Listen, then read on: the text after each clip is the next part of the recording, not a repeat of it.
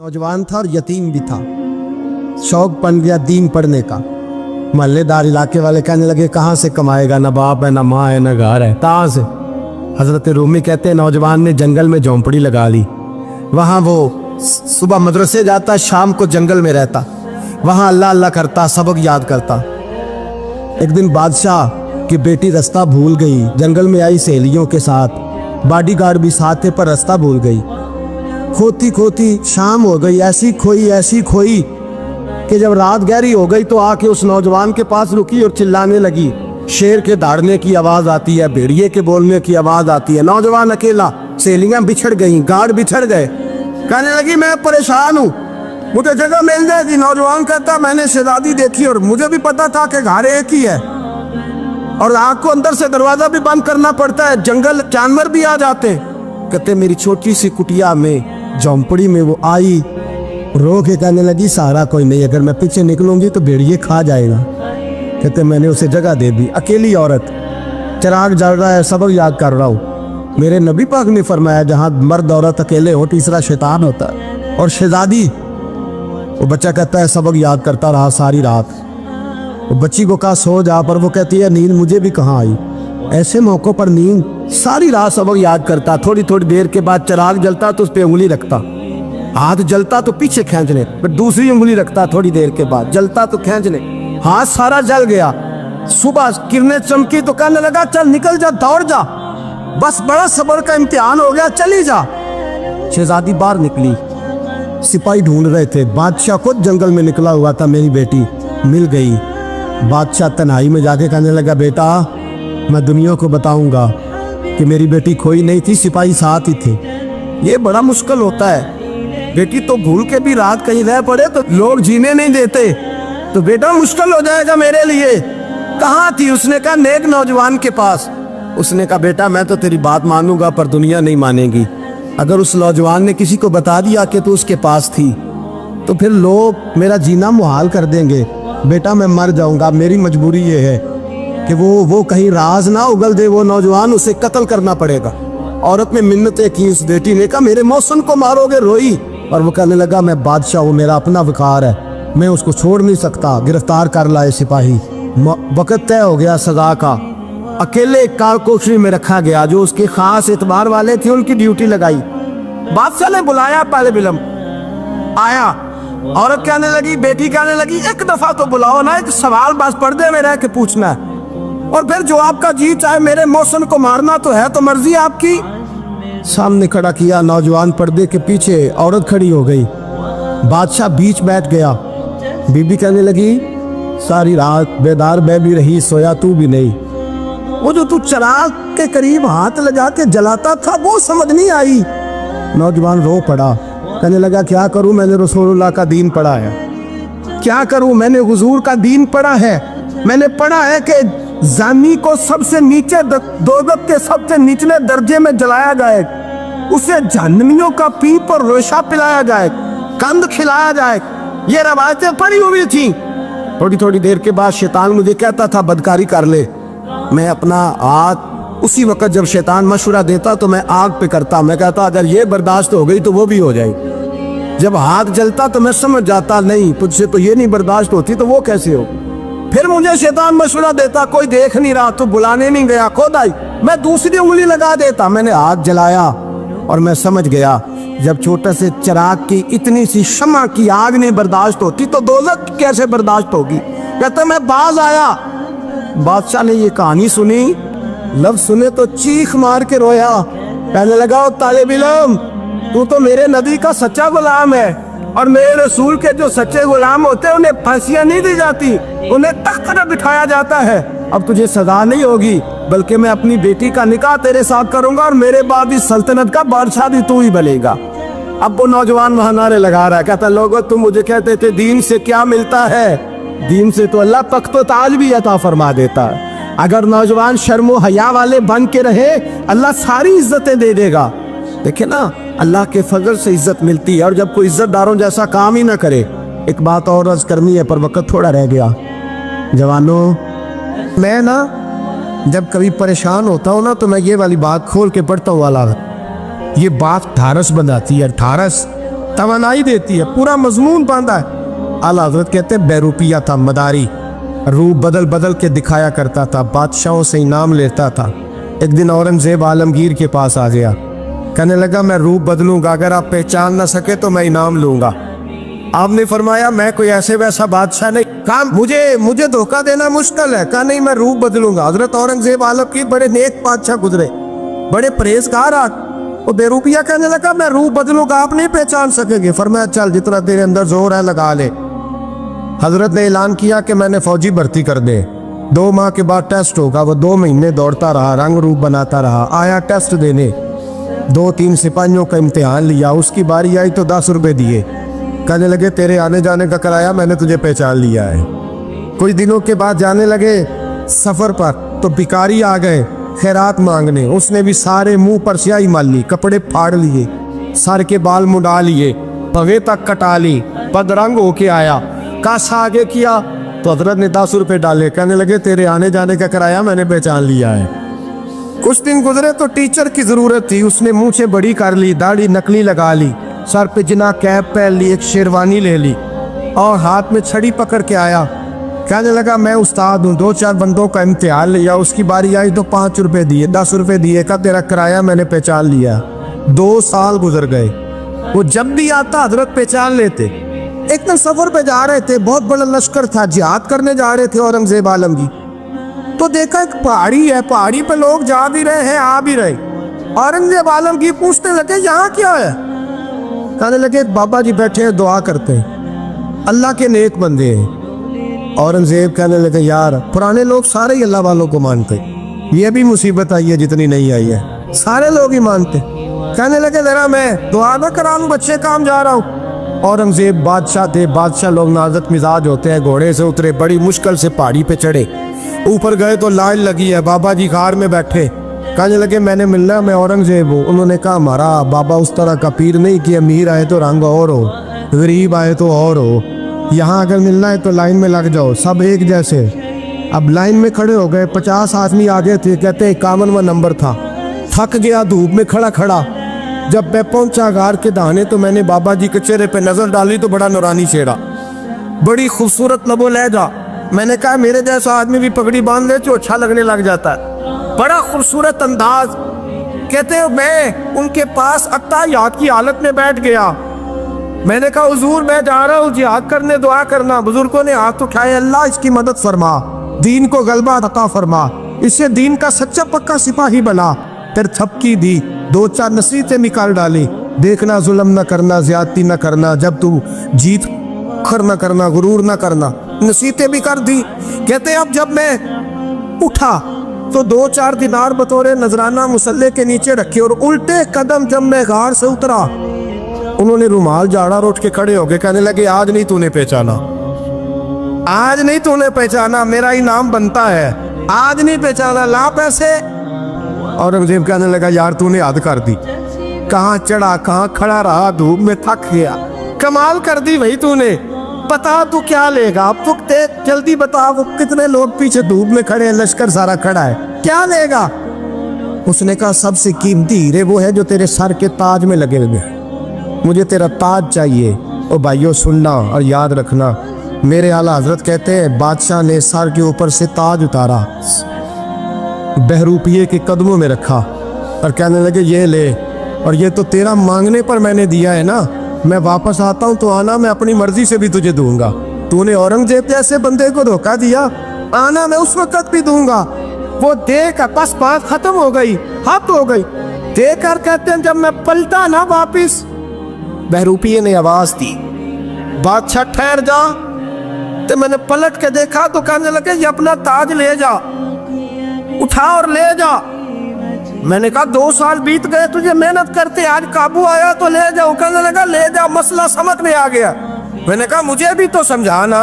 कहते वो फूट फूट के रोया, उसकी आंखें बरस पड़ी, सैलाब की तरह आंसू बह निकले, तड़पा और रो के कहने लगा बादशाह मैंने झूठ मूठ रसूलुल्लाह की गुलामी इख्तियार की थी, झूठ मूठ की दाढ़ी, झूठ मूठ की पगड़ी, झूठ मूठ का फकर, मैंने झूठ मूठ नबी पाक का लिबास पहना है, तो तेरे जैसे बादशाहों के ताज मेरे कदमों में आ गए हैं। अगर मैं सचमुच रसूलुल्लाह का गुलाम बनूंगा तो अल्लाह क्या कुछ अता फरमाए, अल्लाह कितनी नेमतों से नवाजे।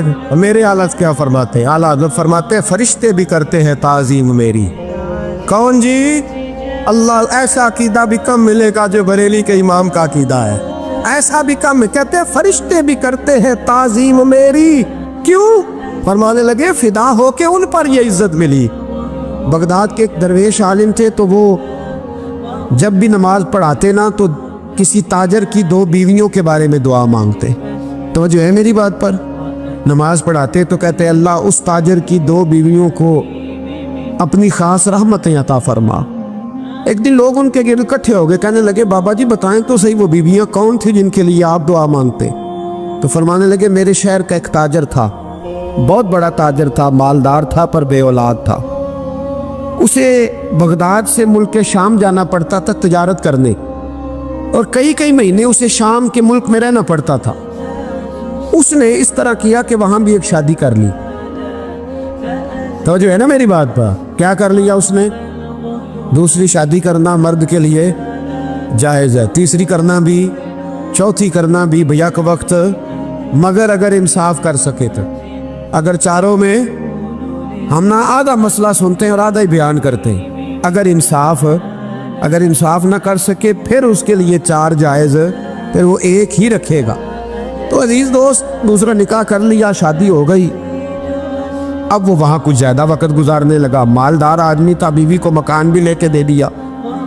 अब वो जरा देर से आता वापिस, और जब आता भी तो उसके वो वाले अंदाज ना होते जो पहले हुआ करते थे। अब बीवी से बड़ा जासूस भी कोई नहीं होता, उसको तो पहले पता चल जाता है कि माजरा क्या है, उसे बड़ी खबर होती है। तो उसने महसूस कर लिया कि बदले बदले से मेरी सरकार नज़र आते। वो कहने लगी अब के जब आता जाता है तो इसके हालात कुछ बदले बदले से हैं, माहौल कुछ और है। उसने एक बूढ़ा आदमी जो उसका अजीज़ भी था और समझदार भी था उसको तैयार किया। कहने लगी अब के जब मुल्क के शाम जाए ना तो इसका पीछा करना और ख़बर करना कि कहाँ रहता है, कहाँ जाता है, क्या करता है। वो बूढ़े बुजुर्ग जो थे वो खातून के कहने पर कुछ उसने किराया भी दिया। वो उस ताजर के पीछे गए और वापस आके खबर दी। कहने लगे कि ये तो 2-3 साल बीत गए, इसने वहाँ भी शादी की हुई है, तुझे बताया ही नहीं। बीवी बड़ी समझदार थी, हौसला मंद, जीरत, उसने शोर नहीं मचाया।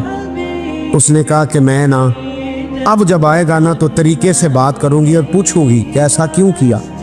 और ये भी उसने आके बताया कि अगर तेरे साथ निकाह के बाद उसे औलाद नहीं मिली तो औलाद वहाँ भी कोई नहीं, कि मुकम्मल तफसीलात। अब जब इस दफ़ा खामद आया तो आते ही वो बीमार हो गया, कमज़ोर होने लगा।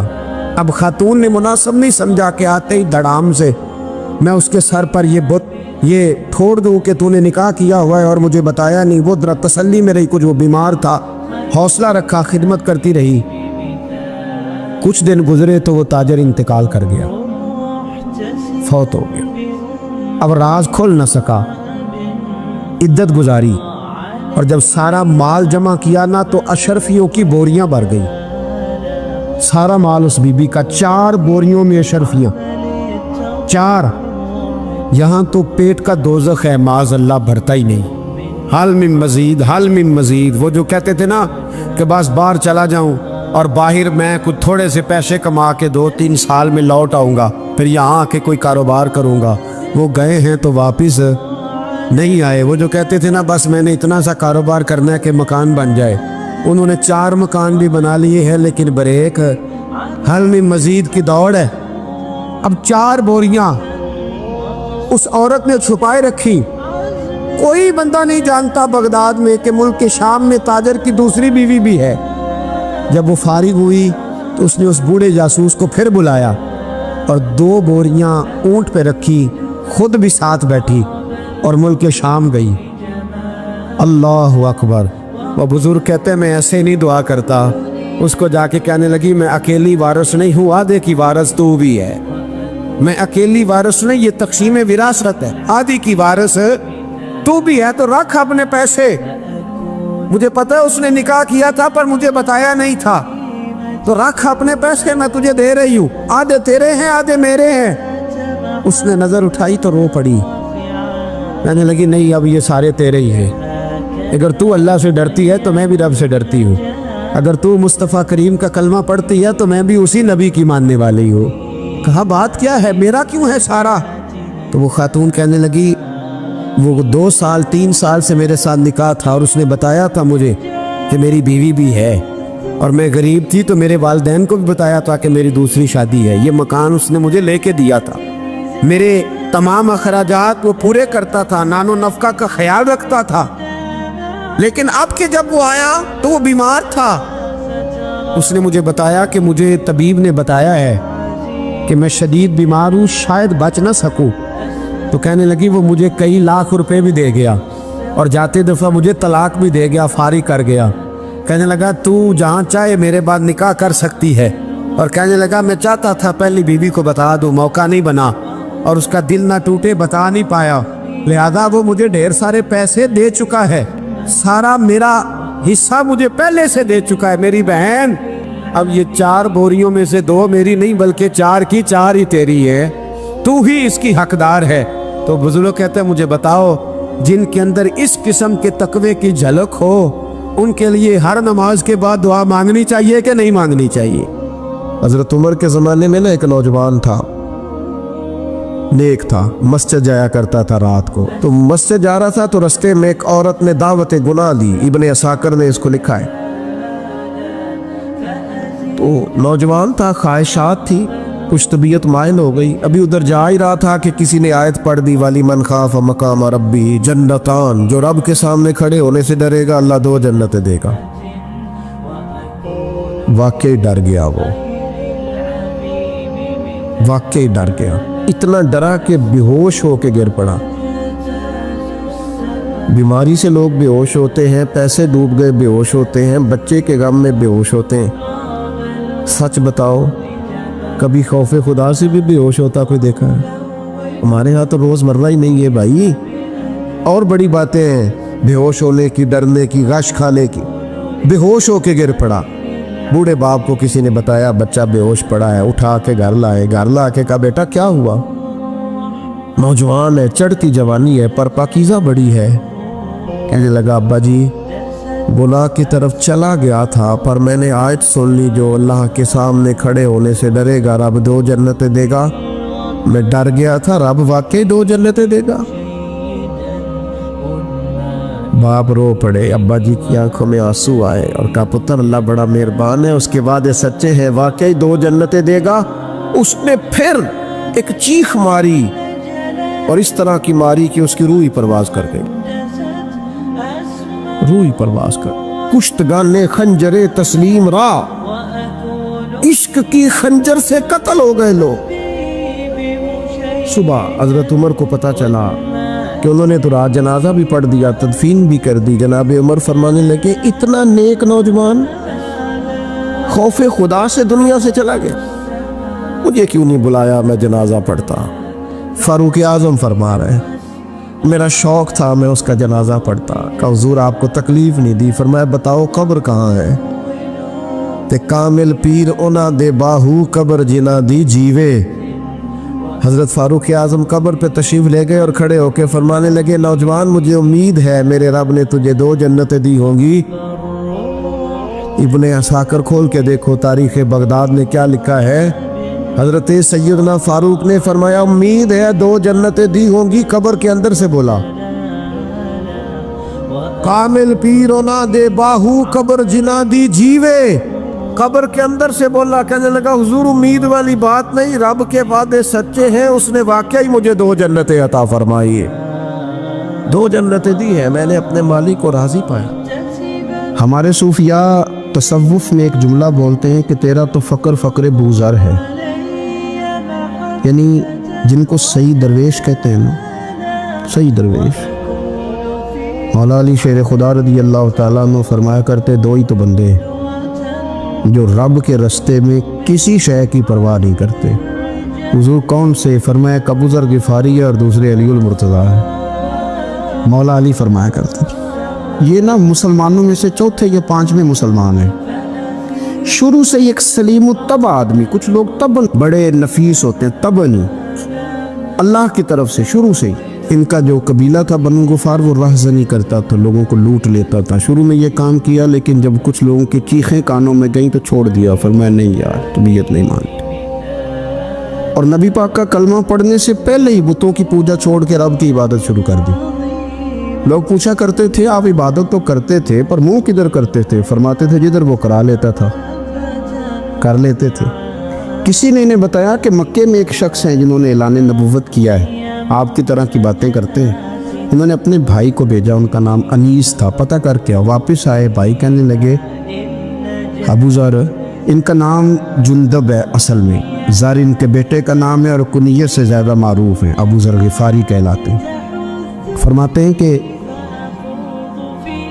بھائی نے آ کے بتایا کہ وہ نیکی کا حکم دیتے ہیں، برے کاموں سے منع کرتے ہیں، صلہ رحمی کا پیغام دیتے ہیں، لیکن لوگ سارے مخالف ہیں. یہ چیز بھی بڑی کاؤنٹ ہوتی ہے، اسے نہ کاؤنٹ کیا کریں.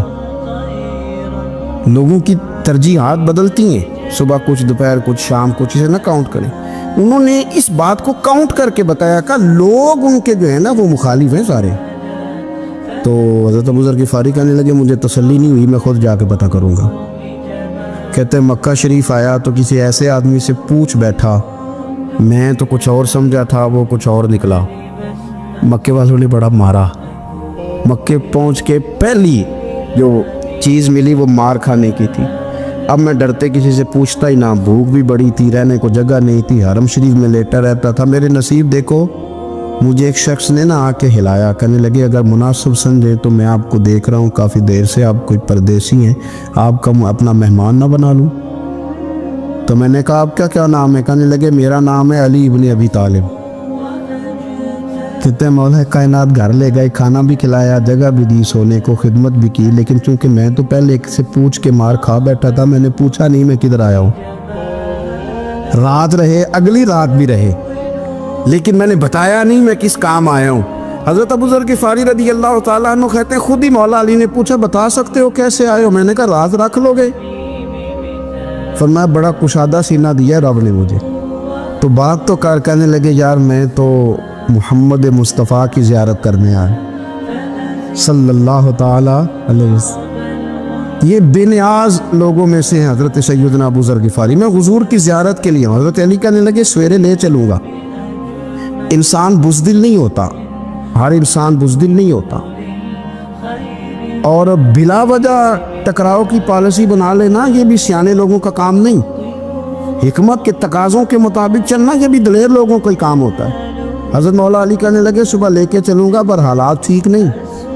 شرارتی لوگ ہر جگہ ہوتے ہیں، اگر کوئی شرارتیوں کا ٹولہ ملا نا جو کھڑا ہوگا جاسوسی کرنے کے لیے کہ حضور کی طرف کون کون جا رہا ہے، تو میں نیچے جھکوں گا جوتے کا تسمہ ٹھیک کرنے کے لیے. لیکن آپ نے نہیں کھڑے ہونا، آپ نے چلتے رہنا ہے تاکہ کسی کو شک نہ ہو. کہتے اس ترتیب سے حضرت علی مجھے لے کے گئے. میں حضور کی بارگاہ میں پہنچا. مولا علی کہتے ہیں بڑے بڑے لوگ سوال کرتے تھے پر یہ شروع سے سلیم الطبع تھے. مجھے کہہ لینے دینا، جنہوں نے ماننا ہوتا ہے وہ لمبے سوال کرتے ہی نہیں. مان جو لیا تو لمبے سوالوں کی ضرورت ہی کوئی نہیں. کہتے ہیں لوگ بڑے بڑے سوال کرتے تھے پر ابو ذر نے 2-3 باتیں پوچھی اور آگے جا کے کہنے لگے حضور ہاتھ بڑھائیں مجھے کلمہ پڑھائیں. نبی پاک صلی اللہ علیہ وسلم نے کلمہ پڑھایا. فرمایا باہر جا کے نا ابھی ذکر کرنا کہ تم مسلمان ہو گیا، یہ ماریں گے. عرض کی حضور انہیں مارنے دے، میں آیا بھی مار کھا نہیں ہے، انہیں مارنے دے نا. پڑا فلک کو کبھی دل جلوں سے کام نہیں. دار دل بھی لکھا تھا پڑا فلک کو کبھی دل جلوں سے کام نہیں، اور جلا کے راکھ نہ کر دوں تو داغ نام نہیں. ماری تو کھانے آئے ہیں، مارنے دیں، کرنے دیں زور جتنا لگانا ہے لگانے دیں. باہر جا کے اعلان کیا. مکے والوں نے مارا، اتنا مارا کہ بے ہوش ہو گئے. پھر کسی نے بتایا کہ تم نے گزرنا بھی ہے ان کے علاقے سے، بنو غفار سے، پھر ان کا پتہ بھی ہے یہ لوگ بڑے سخت ہیں. پھر چھوڑا. تپن بڑے جلالی تھے، زاہد مزاج تھے. فرماتے تھے کہ جو تمہاری ضرورت سے زیادہ ہے وہ سارا صدقہ کرو. کنز کے معاملے میں ان کا رویہ یہ تھا. صرف حضرت صدیق اکبر کو کچھ نہیں کہا انہوں نے، باقی حضرت عمر جیسے آدمی کو بھی کھڑا کر کے کہہ لیتے تھے یہ مال کیوں رکھا ہوا ہے خزانے میں، بانٹتے کیوں نہیں سارا. اور جناب عثمان غنی رضی اللہ تعالیٰ عنہ کے ساتھ تو باقاعدہ کئی دفعہ اس موضوع پر گفتگو کی. وہ کہتے تھے کہ جب اللہ کہتے ہیں قرآن میں کہ مال دولت جمع نہیں کرنی، تو وہ جو لوگ تھے وہ بھی بڑی شانوں والے تھے. وہ کہتے تھے کہ اللہ نے جب زکوٰۃ فرض کی تو مال جمع ہوتا ہے تو زکوٰۃ فرض ہوتی ہے نا. یا فطرانے کا کہا تو مال ہوتا ہے تو فطرانہ آتا ہے نا. تو آپ جو کہہ رہے ہیں وہ ٹھیک ہے, پر آپ اعلیٰ بات کر رہے ہیں تقوی کی, سارا بانٹو. تو حضرت ابو ذر غفاری کہتے تھے چلو ٹھیک ہے تمہاری بھی بات مان لیتا, پر یہ بتاؤ مدینے والے کا اپنا طریقہ کیا ہے؟ کہ بھئی حضور کا طریقہ تو وہی ہے جو آپ بتا رہے ہیں. تو فرمانے لگے پھر اس رستے نہ چلیں جو رستہ مدینے والے رسول کا ہے. اور حضور سے, نبی پاک سے عشق کرتے بڑا کھل کے. یہ صحابہ صفہ میں سے تھے. کلمے پڑھنے کے بعد چونکہ طبیعت جلالی تھی تو حضور نے بھیج دیا, فرمایا واپس جاؤ اپنے قبیلے میں تبلیغ کرو. واپس گئے, بھائی کو مسلمان کیا, والدہ کو مسلمان کیا, قبیلہ سارا مسلمان کیا, وہیں رہے.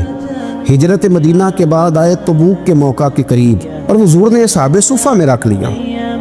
نوکری کرتے مدینے والے رسول کی, دلیر آدمی تھے, بڑا قبیلہ تھا, پر ڈیوٹی کرتے, ڈیوٹی خدمت کرتے. ایک بیٹا تھا زار اس کا نام تھا, اس کی ڈیوٹی لگائی تم نے میرے نبی پاک کے اونٹ چرانے. ڈاکو آئے تو صاحبزادہ اونٹوں کی, اونٹنیوں کی حفاظت کرتے شہید ہو گیا. اور یہ انوکھا بندہ ہے جس نے شرط لگائی تھی کہ میں نے کالی سیاہ رنگ کی عورت سے شادی کرنی. انوکھا بندہ ہے. ایک بیٹی تھی, ایک بیٹا, بیٹا شہید ہو گیا. بیوی سے کہا تم نے نبی پاک کے گھر میں خدمت کرنی ہے, حضور کے گھر والوں, اور میں نبی پاک کی نوکری کروں گا. حضور کی خدمت کرتے, ہر وقت خدمت میں رہتے. اور حضور جب آتے نا, صحابہ صفہ میں یہ شامل تھے جو لوگ دین سیکھتے, حضور جب آتے تو سب سے پہلے آ کے حضرت ابو ذر غفاری کا پوچھتے, بلائیں. اور جب بات کرتے حضور تو بار بار ان کو مخاطب کر کے بات کرتے. حضرت ابو ذر غفاری رضی اللہ تعالیٰ عنہ کا نبی پاک سے اتنا پیار کہ ہماری بھی مشکل حل کر دی. ابو داؤد شریف میں موجود ہے, ایک دن کہنے لگا یا رسول اللہ صلی اللہ علیہ وسلم, اگر کوئی بندہ کسی سے پیار بڑا ہی کرے پر اس جیسے عمل نہ کر سکے, کوشش کرے کرنا. لوگ ہمیں کہتے ہیں نا کہ پیار بڑا, عمل بھی تو کرو نا. بھی کرنا چاہیے, پر انسان ہے نا, غلطی بھی تو ہو ہی جاتی ہے. اب ہم عمل نہیں کر سکتے تو تم ہمیں پیار بھی نہیں کرنے دو گے؟ مہربانی کرو, پیار تو کرنے دو نا. حضرت ابو ذر غفاری نے کہا, ابو داؤد شریف میں موجود ہے, یا رسول اللہ صلی اللہ تعالیٰ علیہ وآلہ وسلم, حضور پیار بڑا کرے پر ان جیسے عمل نہ کرے تو حکم کیا ہے؟ تو حضور نے فرمایا پیار سچا کرے, اللہ قیامت کے دن جس سے محبت کرے گا نا اس کے ساتھ ہی دونوں کو اکٹھا فرما دے گا. تو حضرت ابو ذر نے فوراً کہا, حضور پھر مجھے آپ سے بھی بڑا پیار ہے, رب سے بھی بڑا پیار ہے. فرمایا فکر نہ کرنا, جنت میں اکٹھے ہی جائیں گے. اتنی محبت رسول پاک کی ذات کے ساتھ. حضور کی نوکری کرنے, ایک دن خدمت کرتے کرتے سو گئے. حضور مسجد میں آئے پتہ کرنے کہ ابو ذر آرام کر رہا ہے. یہ بھی مزہ ہوتا ہے. خیال رکھنا اپنے درویشوں کا, کیا کھایا, کیا پیا, کہاں سوئے. حضور رات کو آئے, یہ سوئے ہوئے. فرماتے ہیں حضور نے میرا انگوٹھا ہلایا, میں اٹھ کے بیٹھ گیا, حضور بھی میرے پاس بیٹھ گئے. اور میں ابو ذر بڑا پیار کرتے ہو, سونے آپ کو پتہ ہی ہے. کہا یار تو بڑی نوکری کرتا ہے, ایک دن وہ بھی آئے گا جس دن تجھے میری مسجد اور میرے شہر سے جانا پڑے گا, پھر کیا کرو گے؟ تو عرض کی حضور کسی کی طاقت ہے مجھے آپ کے شہر سے نکالے؟ میں تلوار نکال لوں گا. نبی پاک نے فرمایا تلوار نہ نکالنا, جہاں تمہیں بھیجا جائے چپ کر کے چلے جانا. حضور کب تک؟ فرمایا جب تک اللہ تیری اور میری ملاقات نہیں کرا دیتا, یعنی وصال تک. یہ واحد شخص ہے کہ حضور کے وصال ظاہری کا وقت آ گیا تو فرمایا کوئی میرے ابو ذر کو بلاؤ. جب یہ آئے تو حضور لیٹے ہوئے تھے, یہ جھکے نبی پاک کی طرف, حضور میں حاضر ہو تو حضور نے پکڑ کے سینے کے ساتھ لگا لی. میرے رسول پاک صلی اللہ علیہ وسلم کی خدمت میں ایک دفعہ عرض کرنے لگے, حضور مجھے صوبے کا گورنر بنا دے. تو نبی پاک نے فرمایا ابو ذر میں عہدے پسند نہیں کرتا, تو تمہیں بھی میں کہتا ہوں عہدہ نہ لینا, تمہیں بھی کہتا ہوں عہدہ نہ لینا. فرمایا ابو ذر میں جو چیز اپنے لیے پسند کروں گا تمہیں بھی اسی کا مشورہ دوں گا. تم بندے اچھے ہو پر یہ کام تمہارے بس کا نہیں ہے. بڑے زاہد آدمی میرے رسول کریم صلی اللہ تعالیٰ علیہ وآلہ وسلم نے ان کے بارے میں فرمایا جس طرح نبیوں میں حضرت عیسیٰ علیہ السلام ہوئے. حضرت عیسیٰ دیکھیں نا, انبیاء میں اللہ تعالیٰ نے ہر قسم کی عظمت نبیوں کو دی. جناب سلیمان علیہ السلام کا تو تخت بھی ہوا میں اڑتا تھا, جن تک تابع دار تھے. اور نبیوں میں حضرت عیسیٰ بھی ہیں جن کے پاس گھر بھی کوئی نہیں, شادی بھی کوئی نہیں کی, اینٹ سرانے رکھ کے تکیہ بناتے, एक उनके पास कंघी थी और एक प्याला था। देखिए जो बंदा नेक हो ना, वो भी नेक है, अल्लाह के नबी हैं। आप अपना तकवा मुसल्लत नहीं करेंगे, जो वो कर रहे हैं वो भी मुखलस होके कर रहे हैं। हुकूमतें जो चलानी है तो वो किसने चलानी है? अगर नेक बंदे नहीं आएंगे तो गलत लोग आएंगे, कौमों पे जुल्म करें, वो भी अपनी जगह ठीक है। लेकिन ये जो कर रहे हैं ये बात भी अपनी जगह बिल्कुल ठीक है। हम पता क्या करते हैं, हम चीज़ों को मुसल्लत करते हैं, एक दूसरे पर मुसल्लत नहीं करें चीज़ों को। आप जो कर सकते हैं, जो रास्ता आपको सही लगता है इख्तियार कर लें, यही तो हमारे दीन का हुस्न है कि सारे रास्ते वाज़े करके हमें दिखाता है। हज़रत ईसा अलैहिस्सलाम ने एक दिन देखा कि एक बंदा ना उंगलियों के साथ अपने बाल सीधे कर रहा है, तो आपने फरमाया यार कंघी के बगैर भी काम चल सकता है, कंघी भी खैरात कर दी। देखा एक बंदा हाथ का तकिया बना के लेटा है, तो फरमाया ईंट भी दे दो, किसी के काम आ जाए। एक दिन देखा कि एक बंदा ना यूं चुल्लू में पानी पी रहा है, फरमाया प्याला भी रहने दो, इसके बगैर भी काम चल ही जाता है। जनाब ईसा का ये ज़ुहद था। मेरे नबी पाक अलैहिस्सलाम ने फरमाया जिसने जनाब ईसा का ज़ुहद देखना हो वो मेरे अबू ज़र ग़िफ़ारी को देखे, इनको देखे, ये दुनिया में जनाब ईसा के ज़ुहद के मुताबिक चलते फिरते हैं। सारी ज़िंदगी दौलत को, माल को पसंद नहीं किया। जहाँ रहते थे एक गवर्नर साहब ने 300 दिनार तोहफे में भेजे। तो एक होता है ना बंदा कहता नहीं नहीं ज़रूरत नहीं। और हुज़ूर सैयद आलम सल्लल्लाहु अलैहि वसल्लम ने हज़रत उमर से फरमाया था जो खुद ब खुद आ जाए वो कबूल कर लो अल्लाह की तरफ से। लेकिन इनका रंग फ़कीरी वाला था और थोड़ा अनोखा था। 300 दिनार आए तो फरमाने लगे उसे जाके कहो तुम्हें कोई और बंदा नहीं मिला धोखा देने के लिए, मेरे घर ही माल भेज दिया है। फरमाने लगे मेरे पास गधा है सवारी करने के लिए, मेरे पास बकरियां हैं दूध पीने के लिए, मेरे पास एक चादर इजाफी है सामान में से, मैं तो डरता हूँ कि रब कहीं उस चादर के बारे में सवाल ना पूछ ले, और तुम हो कि मेरे पास ये लेके आए हो।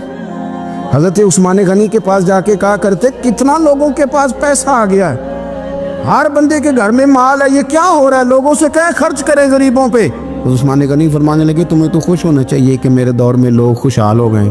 आप फरमाने लगे नहीं, वो वाला रंग ज़्यादा बेहतर है जो मदीने वाले ने इख्तियार फरमाया, क्योंकि कच्चा रंग ललारी वाला चढ़दा ते लैंदा रहिंदा इश्क तेरे दा रंग मुहम्मद, जदों चढ़ जाए फिर नहीं लैंदा। आपकी तबीयत के अंदर दौलत से बेजारी, हज़रत अबू दरदा, हज़रत अबू मूसा अशरी, हज़रत अबू हुरैरा रदी अल्लाह ताला अन्हु, ये समझ ले उनके क्लास फेलो थे, उनके साथ पढ़ा था इन्होंने। हज़रत अबू ज़र ग़िफ़ारी इन पर भी जलाल करते। आप यकीन करें कि तबीयत ना ऐसे कैफ में आ गई इनको पढ़ के। इनको पढ़ा जब कुछ दिनों से तो कुछ अनोखा, ये अनोखी वजह है, सारे ज़माने से निराले हैं ये बंदे, कौन सी बस्ती के यार अब रहने वाले, ये किस तरह के लोग हैं, क्या सोच है। हज़रत अबू दरदा रज़ी अल्लाह ताला अन्हु के घर के करीब से गुजरे तो हज़रत अबू दरदा मकान बना रहे थे, क्या जुमला कहा, तड़प गई रूह। फरमाने लगे अबू दरदा तुझसे मुझे ये उम्मीद नहीं थी यार। फरमाया क्या हुआ? फरमाने लगे अब तेरा मकान बनाने के लिए भी अल्लाह के बंदों की पुश्तों पर ईंटें रखी जाएंगी, तेरा मकान बनाने के लिए रब के बंदों की पुश्तों पर ईंटें तेरे लिए। हज़रत अबू दरदा ने गर्दन झुका ली। फरमाया यार जहाँ तू है ना तू बिल्कुल ही ठीक कहता है। क्यों? मेरे नबी पाक सल्लल्लाहु अलैहि वसल्लम ने फरमाया इस ज़मीन के ऊपर और आसमान के नीचे अबू ज़र ग़िफ़ारी से सच्चा बंदा कोई नहीं, इनसे ज़्यादा सच्चा कोई नहीं। फरमाया तू ठीक कहता है यार, सही कहता। हज़रत अबू मूसा अशरी रज़ी अल्लाह ताला अन्हु को गवर्नर बना दिया गया इराक़ का। अब हज़रत अबू मूसा अशरी सहाबा में एक बड़े जलील क़द्र सहाबी है और उनकी अज़मतें, रिफ़तें, बुलंदियाँ क्या कहना, बड़ी गहरी दोस्ती थी। लेकिन जब वो गवर्नर बन गए ना तो आपने फरमाया बस भाई अब तूने ओहदा ले लिया है, ये बंदे को ठीक नहीं रहने देती चीज़ें, अब तू ओहदे में चला गया। बड़ी मुद्दत के बाद मुलाकात हुई हज़रत अबू मूसा अशरी के साथ।